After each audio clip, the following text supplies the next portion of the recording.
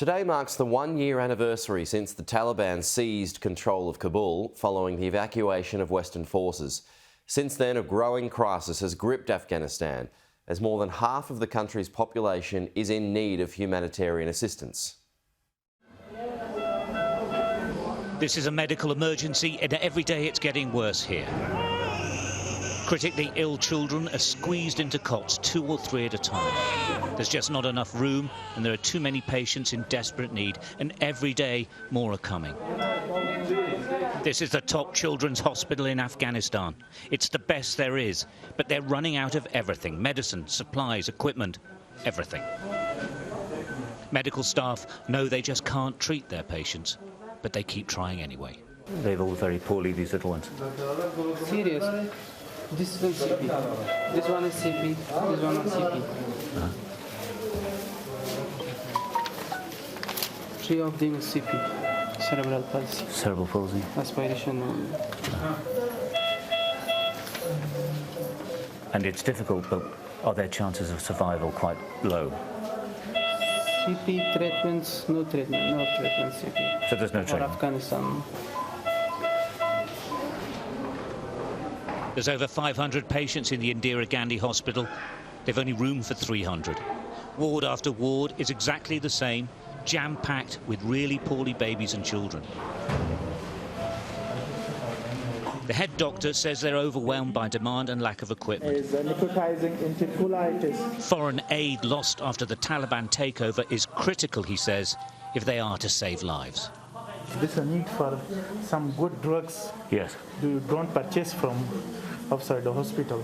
And this is a big problem. Our peoples, like this, are very poor. We have need some, like we need for ventilator machine. We don't have ventilator.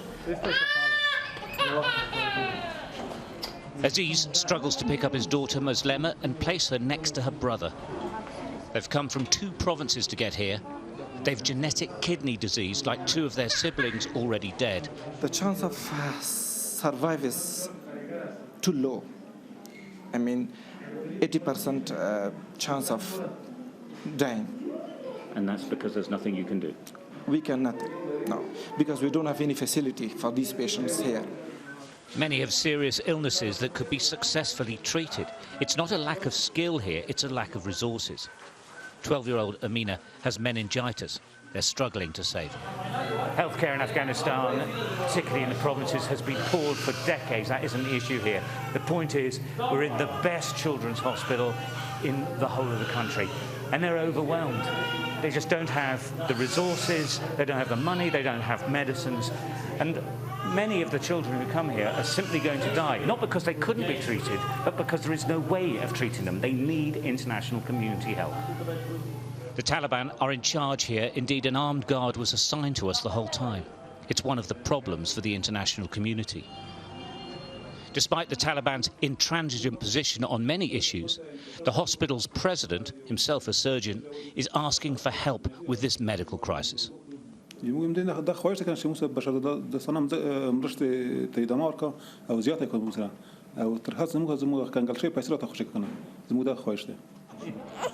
The baby's not ill, it just has no food. As we walked the corridors, a woman grabbed us.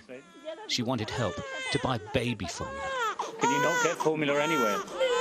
So really, this little one, nothing actually wrong.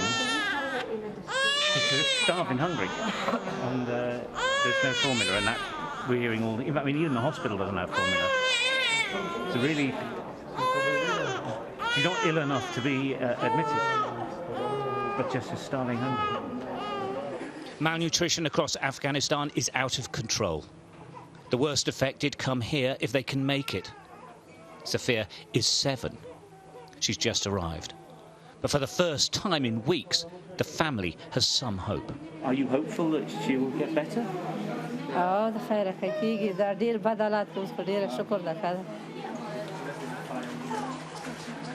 For many others, though, there is nothing but despair. Malnutrition has engulfed 2-year-old Shireen Khan's body. He's fighting for his life. His mum can do nothing. This is a nationwide medical emergency. Golbasha doesn't care who's to blame. She just wants her son to live. Stuart Ramsey, Sky News, Kabul.